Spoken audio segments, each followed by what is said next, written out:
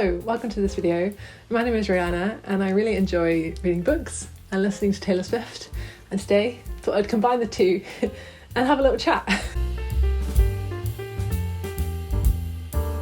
And so I think being in my 20s, being female, I'm very much of the demographic that Taylor Swift attracts.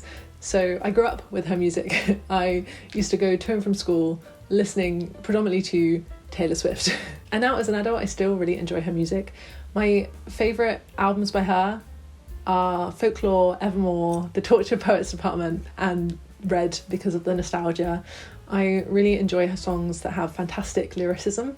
So as much as I love a pop beat from like 1989 and Reputation, I think her writing in albums like Folklore and Evermore are so fantastic. I wrote down some of my favourite lines from songs on those albums. So from Ivy, there's the beginning lines of "How's one to know, I'd meet you where the spirit meets the bones, in a faith-forgotten land." And these lines really set the scene. They feel gothic and romantic. I also really like from The Black Dog, "But she's too young to know this song that was intertwined in the magic fabric of our dreaming." I love the metaphor of dreaming being like a fabric, the idea that it can be torn apart and it's not long lasting. Also from Albatross, "And when that sky rains fire on you and your persona non grata." So this has juxtaposition, has Latin, and I think those kind of lyrics are my favourite because they're not traditionally seen in pop music. And I was really excited for Life of a Showgirl because it promised the lyricism of albums like Folklore and Evermore, but also the upbeat poppiness of 1989 and Reputation. And I think in many ways the album did deliver on this. I think particularly with The Fate of Ophelia, which is one of the highlights of the album and one of my new favourite Taylor Swift songs. It's so catchy, but it also has that lyricism that I think makes Taylor Swift so great. But I think there are other tracks on the album that don't really hold up lyric-wise, especially when you compare them to some of the fantastic work Taylor Swift has previously done. But then I don't necessarily think they are trying to. Something like Wish List, something like Would, I think it has a real focus on being a great beat and circling one idea rather than trying to be, you know, the next Albatross or the next Ivy. In this video, I want to just talk a little bit about some of the literary references in The Life of a Showgirl and about the literary devices that are used as well, almost like I'm doing English homework, which is especially apt as Taylor Swift refers to herself as the English teacher. So first I want to start off by talking about the Shakespearean references in this. So Taylor Swift is known to reference other writers through her work. A prominent writer that she references is F. Scott Fitzgerald in something like The Great American Dynasty. I think she referenced Gatsby in that, but the whole story of the song is really reminiscent of that 1920s sort of hedonism and party era. She also references poets like Wordsworth and Emily Dickinson. A song that references poets quite explicitly is The Lakes, which is one of my favourite Taylor Swift songs. She talks about going to the lakes where the poets went to die, and I think just has a very romantic and peaceful quality to it. And in The Life of a Showgirl, I would say there aren't too many references to other writers, except when it comes to Shakespeare, which isn't prevalent throughout the album, but is prevalent in one particular song, which is The Fate of Ophelia. So Ophelia is a character from Hamlet, and she is in love with Hamlet, but eventually is driven mad because he does not love her back.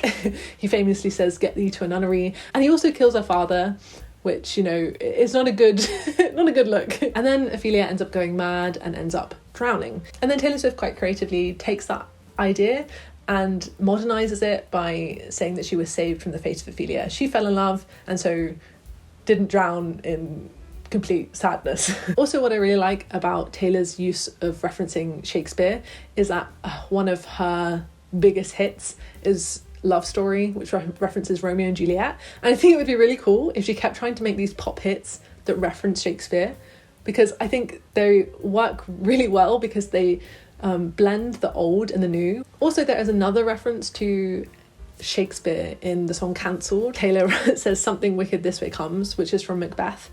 And I mean, it's clearly a reference to Shakespeare, but also I think the phrase "something wicked this way comes" also feels like it's transcended Shakespeare in a way, and maybe people wouldn't necessarily know that that's a direct Shakespeare quote, because I feel like it's been used in media a lot. And it's a great lyric in the song, but I don't think it's really referencing Macbeth on a greater level other than just being a cool line in the song.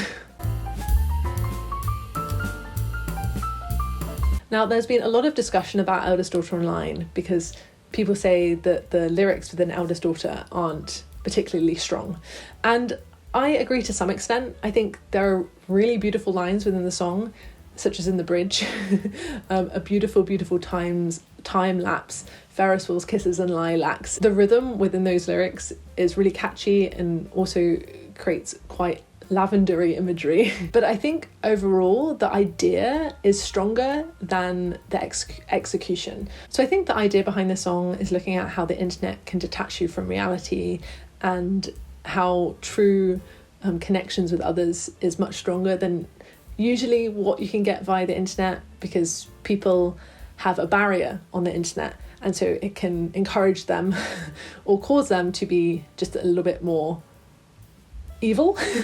And let's look at the first verse where that idea is explored, but the writing just doesn't quite hold up. So it says, everybody's so punk on the internet, everyone's unbothered till they're not, every joke's just trolling a meme, sad as it seems, apathy is hot, everybody's cutthroat in the comments, every single hot take is cold as ice. I think there are two reasons these lyrics don't quite work for me. I think one is that tautology is occurring here. So tautology is when a writer says the same thing twice but just in a different way, and it can cause the writing to be not particularly interesting and not feel like it's progressing. So here Taylor Swift writes, everybody's so punk on the internet, and then later she says everybody's cutthroat in the comments, and I don't think those two lines are really saying anything different from each other, and so it means that the story isn't really progressing. She also writes, every single hot take is cold as ice, and I think if you are to implement the use of a simile, it's not a good idea to use a generic one or one that's been used thousands of times, and cold as ice is maybe one of the most obvious similes in the book. So I think similes are really interesting when you do something more unusual with them. And also I don't think the song is bad. I find myself listening to it a lot, but I just think the writing doesn't quite hold up to what we've seen her do in the past. And I think she explores the old and the new, the best in Fate of Ophelia. So she has those Shakespearean references, but she also has modern lines like keep it 100 and pledge allegiance to your hand, your team, your vibes. These are very modern colloquial terms, but they actually match quite well with the Shakespearean terminology as well. Although Shakespearean terminology isn't really used, I suppose they match well with the Shakespearean themes that she's exploring. But I think in Eldest Daughter it just doesn't work so well. For example, a line like all the eldest daughters were the first lambs to the slaughter, that feels like it's referring to something quite old in the past. Daughters were sold, basically, they were forced into marriage and such. But then she has the lines, but we all dressed up as wolves and we looked fire, and I kind of see what she might have been thinking about literary wise, in that that's an old-fashioned image, but it's paired with a modern words. But I think it just doesn't quite work for me.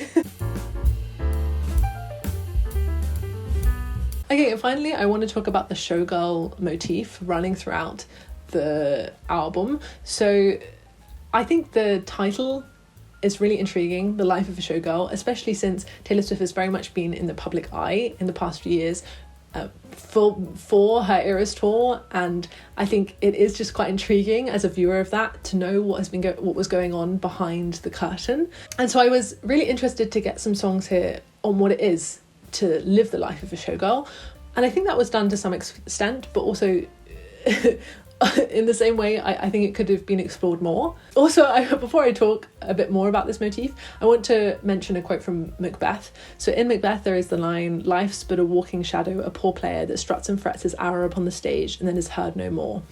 And the poor player in this is a reference to an actor. So the idea is that we are all actors, we are all performing, but then we're all just going to die and our lives will signify nothing.